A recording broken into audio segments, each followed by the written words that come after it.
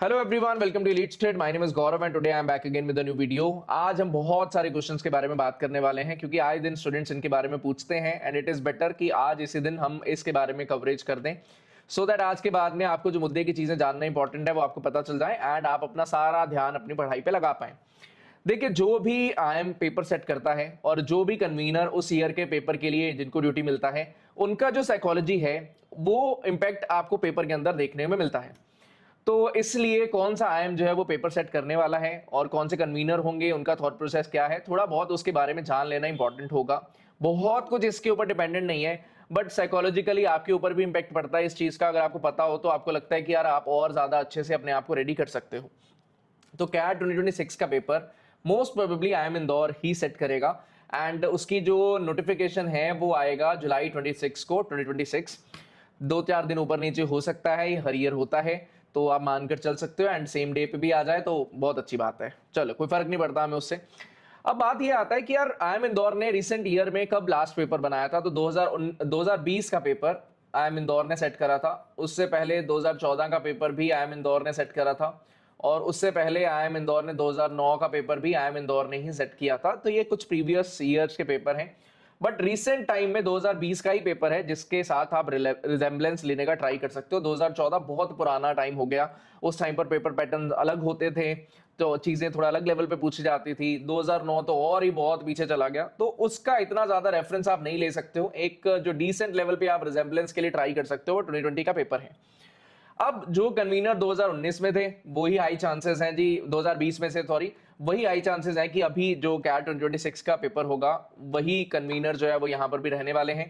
And जो 2020 का paper बना था वो कैसा था उसके बारे में बात करेंगे। पास्ट ट्रेंड कैसे रहे हैं, आपको परसेंटाइल लाने के लिए अप्रॉक्स कितना स्कोर करना पड़ता है अगर हम लास्ट 5 इयर्स का डेटा लेकर चले, एक्सपेक्टेड 2026 के लिए डेटा क्या हो सकता है, सब चीज के बारे में बात करेंगे। तो ध्यान से ये वीडियो को एंड तक देखिएगा। फर्स्ट ऑफ ऑल, अगर हम 2021 से लेकर 2025 तक का एक ओवरऑल डेटा लेने का ट्राई करें across all slots, scaled score के बारे में हम बात कर रहे हैं। देखिए, 2021 में 2, 3, 4, 5 पेपर कई बार मॉडरेट टू डिफिकल्ट लेवल पे गया, कई बार डिफिकल्ट गया, कई बार मॉडरेट गया।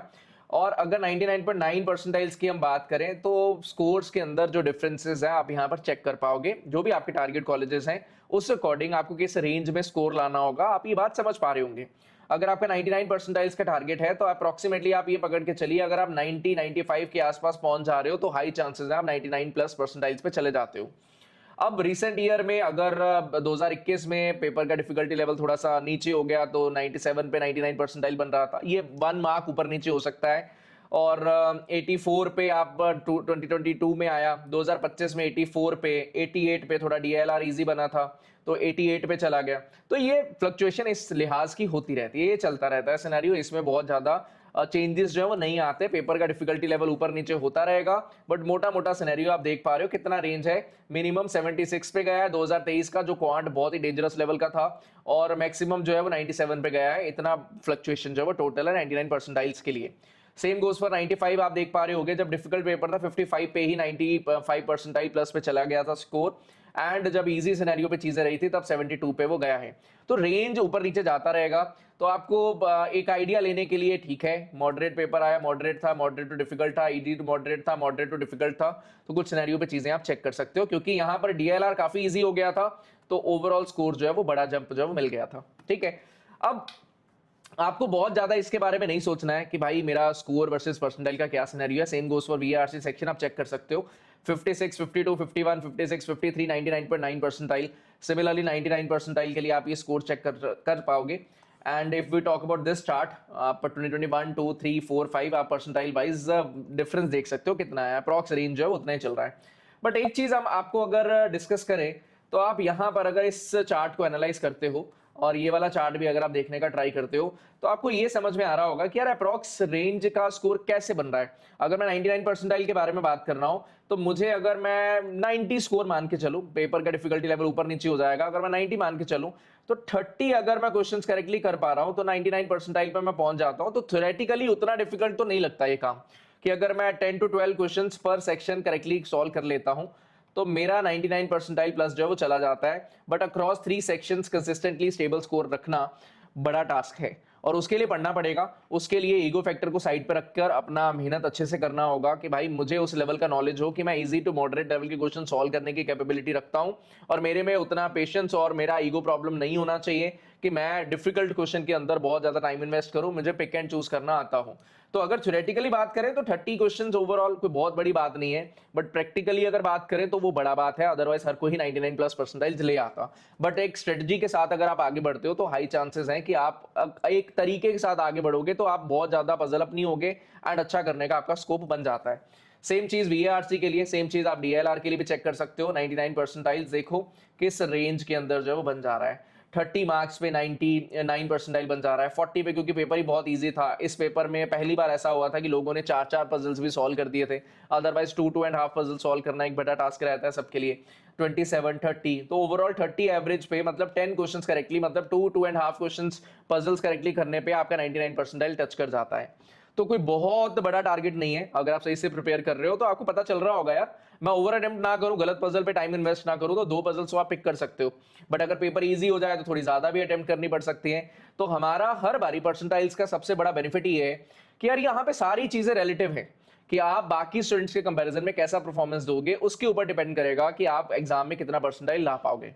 ठीक है, then if we talk about quant section, आप चेक कर पाओगे 99 परसेंटाइल। अगेन आप रेंज के अंदर अगर बात करो तो 30 स्कोर के आसपास आपका 99 परसेंटाइल बन जाता है।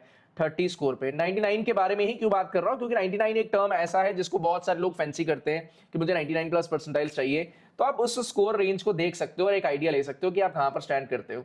99 परसेंटाइल इजी अगर आ रहा है पेपर तो 36 टू 38 पे, टफ पे 99 परसेंटाइल 30-32 मार्क्स पे। 95 के लिए आप देख पा रहे हो 7-8 क्वेश्चन आपने करेक्टली कर दिया, और हो जाते हैं 7-8, कोई बहुत बड़ी बात नहीं है।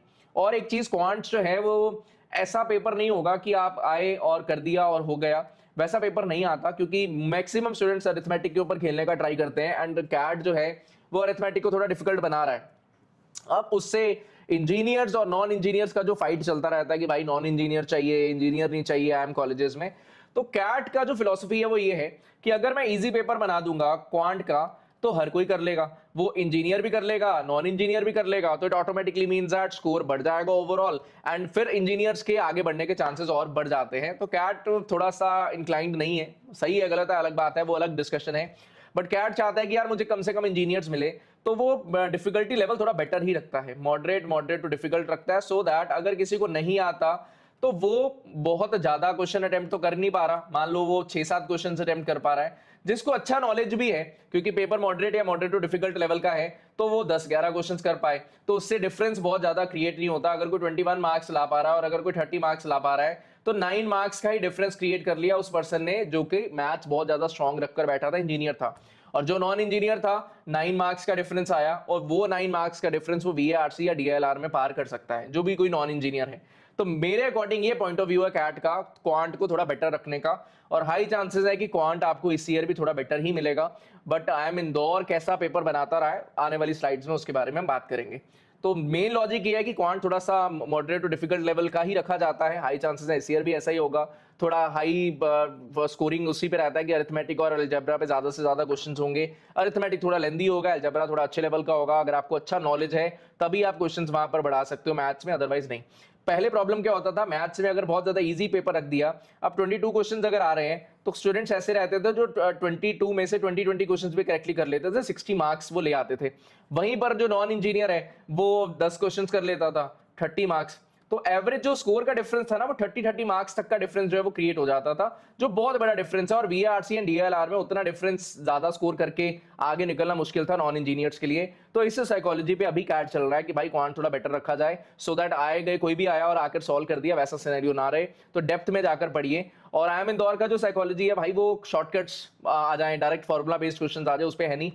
वो चाहता है कि भाई आपको कोर नॉलेज होना चाहिए और आप ऑप्शन यूजेज कर पा रहे हो क्या आप पैटर्न एनालिसिस करके क्वेश्चन को सॉल्विंग कर पा रहे हो क्या, ऐसा लॉजिक के ऊपर क्वेश्चंस बने हैं। अगर आप 2020 का पेपर उठाकर देखोगे एज एन एजी स्टूडेंट अगर आप बात करें, आपके लिए ये चीजें अवेलेबल होंगी, हम प्रॉपर एनालिसिस भी करेंगे, तो आपको वरी नहीं करना है। तो हम उसमें देखेंगे कि यार पेपर कैसा बनाया गया। अब चलते हैं थोड़ा सा आगे। तो आपका प्रिपरेशन स्ट्रेटजी हिस्टोरिकल ट्रेंड्स के हिसाब से क्या होना चाहिए, परसेंटाइल अगर आप देखो, अगर आप 99 प्लस लेकर चल रहे हो तो आप 95 स्केल्ड स्कोर को टारगेट कर सकते हो। बट ये कोई फिक्स्ड बात नहीं है क्योंकि पेपर का डिफिकल्टी लेवल ऊपर नीचे हो सकता है, बट जब आप मॉक्स दोगे तो आप ये एक टारगेट दिमाग में रख सकते हो कि यार वो रेंज मेरा अल्टीमेट टारगेट है कि मैं इससे प्लस अगर रहूंगा तो मेरे हाई चांसेस हैं कि मैं एग्जाम में भी अच्छा कर लूंगा। ये आपका जो टारगेट रहेगा फॉर सेक्शन वाइज। एंड अगर डिफिकल्टी लेवल है एवरेज जो रहता है, बहुत ज़्यादा एक्सट्रीम नहीं हो जाता या बहुत ज़्यादा ईजी नहीं हो जाता। और उसके अलावा 95 97 के लिए आपका ये स्केल्ड स्कोर पे टारगेट होना चाहिए। सेम बैलेंस सेक्शनल परफॉर्मेंस चाहिए। एक भी सेक्शन में आप नीचे चले गए तो ऑब्वियसली आपके लिए चीज़ें खराब हो जाएंगी। कोई भी सेक्शन 25 से नीचे है तो ऑटोमेटिकली दूसरे सेक्शन में स्कोर एकदम से बढ़ा लेना मुश्किल हो जाता है। तो ट्राई यही रखना होगा कि यार वीआरसी डीएलआर एंड क्वांट्स में आप इक्वली वर्क करें, सो दैट अगर एक सेक्शन थोड़ा बहुत नीचे भी हो जाए तो दूसरे सेक्शन में आपको एज मिले और आप बेटर करने का स्कोप वहां पर रख पाओ। 90th परसेंटाइल के लिए आप ये स्किल्ड स्कोर पे टारगेट कर सकते हो, बट मेरे अकॉर्डिंग अभी ये नहीं। अभी आपका मिनिमम टारगेट इस रेंज के अंदर होना चाहिए कि भाई इतना तो मैं लेकर आऊंगा, मैं उसी के लिए प्रिपरेशन कर रहा हूँ। फिर प्रिपरेशन ऊपर नीचे होगा, कुछ प्रॉब्लम्स आएंगी, फिर हम शायद इसके बारे में सोचें, लेकिन अभी वो स्टेज नहीं है कि हम इसके बारे में सोचना स्टार्ट करें। अब एक चीज ये जो मैंने पहले भी बताया, परसेंटाइल रिलेटिव है। A tougher paper means lower raw scores can yield high percentiles. तो आपका कम स्कोर पे भी ज्यादा परसेंटाइल्स बन जाएगा। वो मैं आपको फिर से दिखा देता हूं। आप अगर ध्यान से देखें 2023 के पेपर में 99 परसेंटाइल सिर्फ 76 स्कोर पे ही बन गया था। तो कोई बहुत बड़ी बात नहीं है। अगर डिफिकल्ट आएगा तो सभी के लिए डिफिकल्ट है, ऑब्वियसली सारे ही लोग कम क्वेश्चन जो है वो अटेम्प्ट कर पाएंगे। Now if we talk about more important slides, आप यहाँ पर एक्सपेक्टेड स्कोर वर्सेस परसेंटाइल का सिनेरियो देख सकते हैं। डिफिकल्टी लेवल अगर मॉडरेट टू डिफिकल्ट की रेंज में रहता है तो कुछ आप ये एक्सपेक्ट करके चल सकते हैं। आपको मॉक स्कोर कुछ इसी रेंज का अपने दिमाग में रख के चलना है। Same goes for VRC section. VRC section के लिए for DLR section, for quant section आप अपनी रेंज जो है वो चेक कर सकते हो।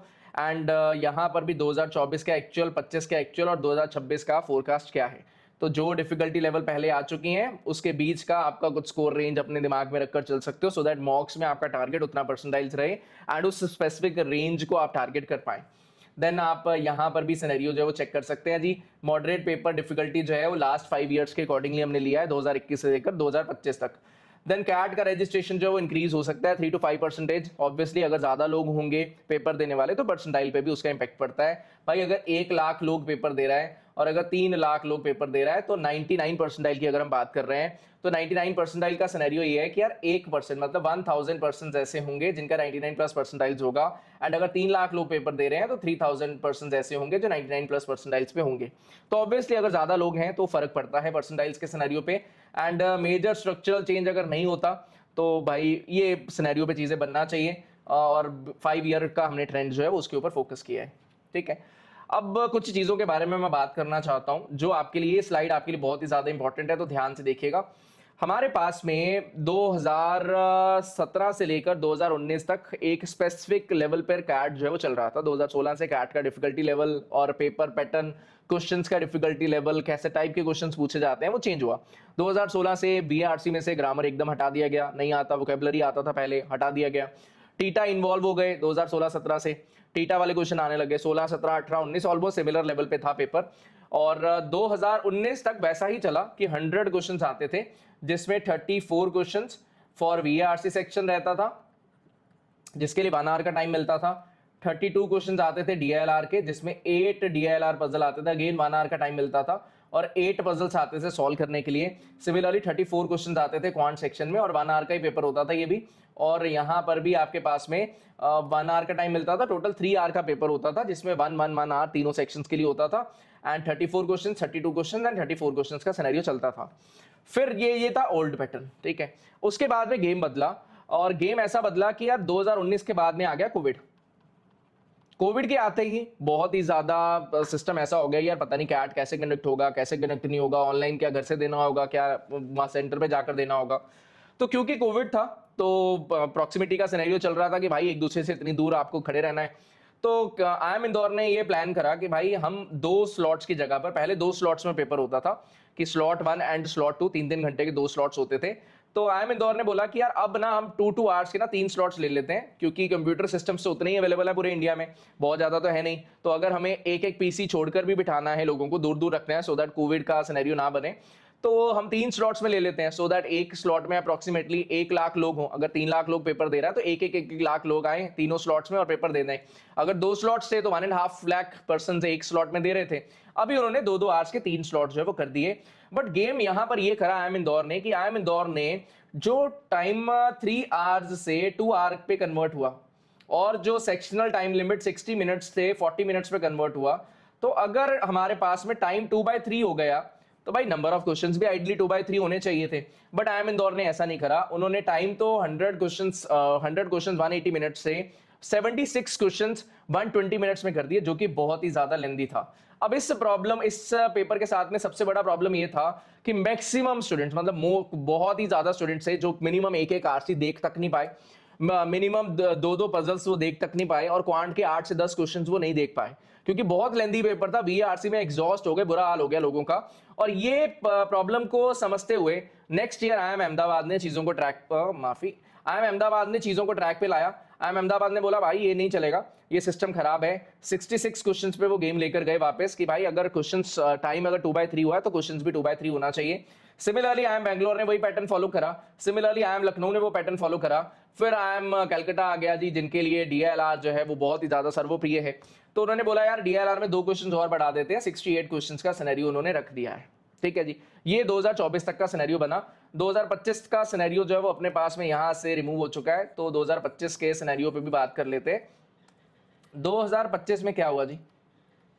2025 में अपने पास में अगेन 68 क्वेश्चंस का सिनेरियो रहा, और VARC, DLR एंड क्वांट्स का बाइफर्केशंस भी वही रहा, कुछ भी चेंजेस नहीं करे गए, वैसा सेम टू सेम चला। और डिफिकल्टी लेवल मॉडरेट और डिफिकल्ट रेंज का रहा, जिसमें DLR काफी अच्छे लेवल का था, लोगों ने बहुत परेशानी जो फेस करा, और क्वांट भी कोई बहुत ज्यादा स्ट्रेट फॉरवर्ड नहीं था, मुश्किल ही था लोगों के लिए।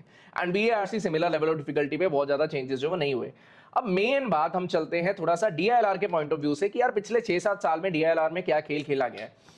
DLR 2020 में जब पेपर का पैटर्न चेंज करा गया, पेपर का पैटर्न चेंज होने के पहले तो गेम ही अलग था, उसके बारे में बात नहीं करते। जब पैटर्न चेंज हो गया तो 24 क्वेश्चंस आ गए, जो IIM इंदौर ने फर्स्ट पेपर बनाया था कोविड वाला। वहां पर 5 सेट्स आए, और 2 सेट्स जिसमें 6-6 क्वेश्चंस के थे, और 3 सेट्स जो थे वो 4-4 क्वेश्चंस के थे। तो स्टूडेंट्स मैक्सिमम 3 सेट्स ही देख पाए, 2-2 पजल्स मैक्सिमम स्टूडेंट्स नहीं देख पाए, कुछ स्टूडेंट्स एक सेट नहीं देख पाए। और अगर कोई ऐसा पेपर बनाया जाए जिसमें मैक्सिमम स्टूडेंट्स क्वेश्चन देख तक नहीं पा रहे, तो एकदम भी वो करेक्ट पेपर नहीं है। तो इसको सही करा गया, IIM अहमदाबाद ने 2021 में इसको सही करा। उन्होंने क्या करा, उन्होंने बोला यार पेपर का पैटर्न चेंज करते हैं, अब 4 सेट्स रखते हैं, 5 बहुत ज्यादा हो रहे हैं। तो उन्होंने 2 सेट्स रखे 4 क्वेश्चन वाले, और 2 सेट्स उन्होंने रखे 6 क्वेश्चन ईच वाले। देन आगे बढ़े 2022 में 4-6 और 4-6 वाला। ये बेसिकली क्या हुआ, 2 पजल 4-4 क्वेश्चन वाले और 2 पजल 6-6 वाले। अब इस पैटर्न के साथ प्रॉब्लम ये था कि यार जो 4-4 वाले क्वेश्चंस थे वो इजी थे, 6-6 वाले क्वेश्चन थोड़े डिफिकल्ट थे और बड़े लेंदी भी थे। तो लोगों ने जो स्लॉट 1 में पेपर हुआ, उन्होंने तो पता चल गया कि यार 4-4 वाले इजी है, तो स्लॉट 2 और स्लॉट 3 को बता दिया गया कि भाई 4-4 वाले इजी है। तो स्लॉट 2 और स्लॉट 3 वालों ने 4-4 वाले अटेम्प्ट करे, 8 क्वेश्चंस, 3 मार्क्स का पर क्वेश्चन, 24 मार्क्स आराम से ले लिए, ज्यादा प्रॉब्लम आया नहीं। उन्होंने 6 वालों में हाथ ही नहीं डाला, या किसी ने एक 6 वाला और एक 4 वाला पिक कर लिया, या 6 वाला 4 वाला पिक कर लिया। तो ये फायदा मिल गया स्लॉट 2 और 3 को। बट कैट तो ऐसा नहीं चाहता कि यार किसी को फायदा मिल जाए, ऐसा तो नहीं होना चाहिए। तो स्लॉट 1 की वजह से स्लॉट 2-3 को जो फायदा मिला वो नेक्स्ट पेपर में हटा दिया गया। उन्होंने थोड़ा और दिमाग लगाया कि यार ऐसा तो नहीं होना चाहिए कि स्लॉट 2 और 3 को एडवांटेज मिल जाए। तो उन्होंने नेक्स्ट ईयर जो है वो नंबर ऑफ सेट्स ही कर दिए 4। भाई नंबर ऑफ सेट्स जो 4 कर दिए, उसमें आपके पास में 5 क्वेश्चंस वाले 4 सेट्स आए, जिसकी वजह से क्या हुआ कि difficulty level across 4 puzzles almost similar level पे था। तो मतलब अगर स्लॉट 1 में 5 क्वेश्चंस वाले 4 पजल आ रहे हैं, मतलब 5-5-5-5 वाले 4 पजल्स आ रहे हैं, या स्लॉट 2 में आ रहे हैं, 3 में आ रहे हैं, तो आप ये नहीं बता सकते ना स्लॉट 1 वाले कि यार ये वाले स्पेसिफिक टाइप का पजल इजी था, नहीं बता पाए, तो फायदा मिल गया। मतलब और बैलेंस्ड पेपर बनाया गया 2022 के लिए। DLR के पॉइंट ऑफ व्यू से मैं बात कर रहा हूं। सेम चीज 2023 में भी हुआ कि भाई यहां पर भी 4 पजल्स आए, then 4 sets of 5 questions each. ये सिनेरियो हमारे पास में बन गया। अब DLR में फिर से वही एक अप्रोच माइंडसेट बनना स्टार्ट हो गया कि यार 5-5 वाले पजल्स आ रहे हैं, 2 पजल्स ढूंढो जो आपके लिए डुएबल लगते हैं, बाकी पजल्स पे आप हाथ मत डालो। तो कैट ये चीजें स्टेबल होते देखना नहीं चाहता, वो कह रहा है यार थोड़ा हलचल पैदा करते रहे। VARC और क्वांट में बहुत ज्यादा कोई हलचल नहीं हो रहा था, सेम चीजें चल रही थी, बट DLR में हलचल पैदा किया जा रहा है। और DLR ही वो एक बीच का रीजन है जो इंजीनियर्स और नॉन इंजीनियर्स को इक्वली ट्रीट करता है। पहले से DLR किसी ने भी नहीं पढ़ा हुआ, तो कैट का माइंडसेट ये है कि यार DLR ही एक ऐसा सेक्शन है जिसमें हम अगर ज्यादा नॉन इंजीनियर्स को रखना चाहते हैं तो वैसा पेपर हम सेट करें कि ज्यादा नॉन इंजीनियर्स आ पाए।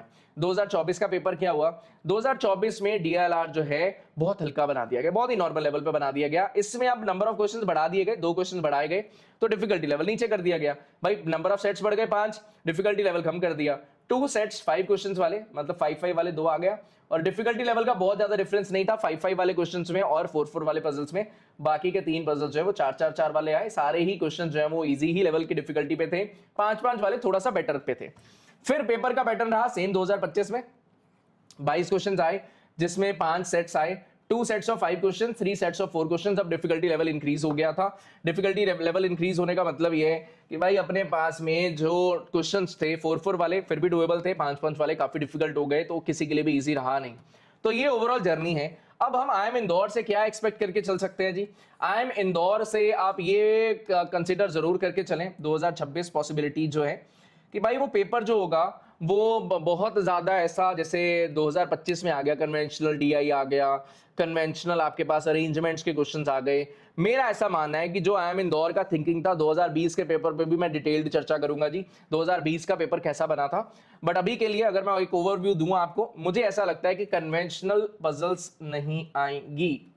मुझे ऐसा लगता है कन्वेंशनल पजल्स नहीं आएंगे जी, कि स्ट्रेट फॉरवर्ड अरेंजमेंट्स का पजल आ गया जी, डायरेक्टली आप बैठा रहे हो, अरेंजमेंट्स आ सकता है बट कन्वेंशनल अरेंजमेंट्स का पजल नहीं आएगा, हाई चांसेस है। सिमिलरली एक DI चार्ट का स्ट्रेट फॉरवर्ड पाई चार्ट का क्वेश्चन आ गया जी, स्ट्रेट फॉरवर्ड कोई लाइन चार्ट का या बार चार्ट का स्ट्रेट फॉरवर्ड क्वेश्चन नहीं आएगा। कुछ भी आएगा वो थोड़ा सा अतरंगी होगा, जिसमें आप अपना लॉजिकल दिमाग लगाओगे तो ही आपका काम बनेगा। और जो DI आएगा वो बहुत हाई चांसेस हैं कि वो रीजनिंग बेस्ड DI आएगा। जो कन्वेंशनल DI की बात हम करें वो नहीं आने वाला, मुझे ऐसा लगता है रीजनिंग बेस्ड DI आएगा कि भाई आपका LR वाला पार्ट ज्यादा स्ट्रांग होगा, वही आपको DI के अंदर हेल्प करेगा। कुछ वैसा सा DI आएगा कि आप ये फिगर आउट करके ना बोल पाओ कि यार ये DI है या LR है, कुछ वैसे टाइप का पेपर। क्वांट में वही चीज कि भाई आप रट्टा मारकर चले गए हो कि आपको फॉर्मूलाज आते हैं, आपका काम बन जाएगा, नहीं। ऐसा पेपर जो है वो IIM इंदौर तो नहीं बनाता। थोड़ा सा पेपर वैसा बनाता है कि आपको कोर नॉलेज अच्छा होना चाहिए, इंटरनल आपने सीखा हुआ होना चाहिए, आपने अंदर से पढ़ा हुआ होना चाहिए आपका क्वांट, तब जाकर आपका सिनेरियो जो है वो आप हैंडल कर पाओगे।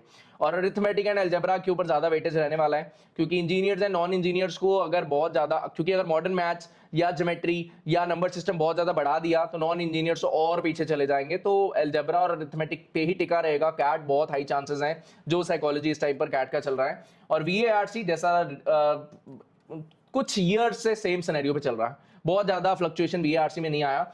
IIM इंदौर के साथ एक चीज ये जरूर है कि वो जो क्वेश्चन है रीजनिंग वाले, जो बहुत ज्यादा इन्फर आप कर रहे हो, ऑप्शन एलिमिनेशन आप कर रहे हो, वैसे टाइप के क्वेश्चन जो है वो पूछे जाने का स्कोप ज्यादा है। और थोड़े से लेंदी RC होने का स्कोप भी IIM इंदौर के केस में ज्यादा रहेगा। 2020 के पॉइंट ऑफ व्यू से अगर हम बात करें, 2014 का पेपर तो अवेलेबल नहीं है ऑनलाइन, 2009 के पेपर को मुझे नहीं लगता कि कोई रेलेवेंस है, बहुत पुराना हो चुका है।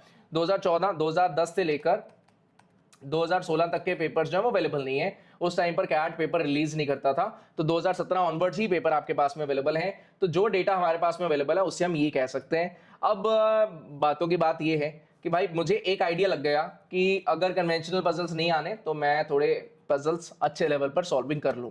बहुत सारे puzzles EG students regular basis पे अपडेट होते हैं, उनको अटेम्प्ट करिए, बहुत कुछ सीखोगे वहां पर। 2020 का जो पेपर कैसा रहा था, जो लास्ट टाइम IIM इंदौर ने बनाया था, उसके बारे में नेक्स्ट वीडियो में हम लोग डिस्कशन कर लेंगे। अगर आप इंटरेस्टेड हो 2020 के ऊपर एनालिसिस के ऊपर तो कमेंट कर देना, मैं जल्दी से जल्दी ट्राई करूंगा कि उस वीडियो को रैप अप कर दूं। अदरवाइज हम लाइव क्लास में जो है वो 2020 से रिलेटेड जो डिस्कशन है वो करेंगे, ठीक है। So I hope so I have made all the points very clear. कुछ आइडिया आपको लगा होगा। आपका पढ़ाई जो है वो सबसे ज्यादा इंपॉर्टेंट फैक्टर है, ये सारी चीजें चलती रहेंगी, साइड बाय साइड चलती रहेंगी जी।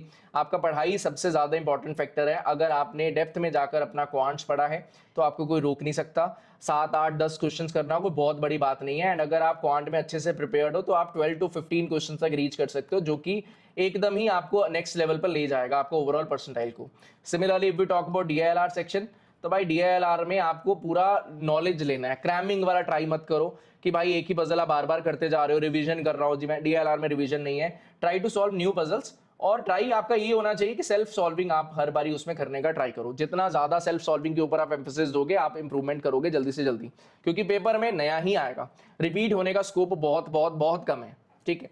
सेम चीज VARC के लिए, रीडिंग वाला फैक्टर अपना इंपॉर्टेंट है जी। रीडिंग रेगुलर बेसिस पे करिए, अच्छे सोर्सेज से रीड करिए। For all the EG students आपको रेगुलर बेसिस पे आर्टिकल्स मिलते हैं, उनको रीड करते जाइएगा। रीडिंग आपका इंपॉर्टेंट होगा सो दैट आपका इन्फ्रेंस पावर इतना स्ट्रांग हो कि आप एक बार रीड कर रहे हो तो उतनी कॉन्सेंट्रेशन लेवल्स है कि आप एक बार में रीड करके उसको डाइजेस्ट कर पाते हो, समझ पाते हो कि वो क्या कहना चाह रहा है। देन ऑप्शन एलिमिनेशन का गेम आपके ऊपर आ जाता है, ठीक है, so that is all from my side for this particular video. Thank you, मिलते हैं किसी और वीडियो के साथ में। बाय।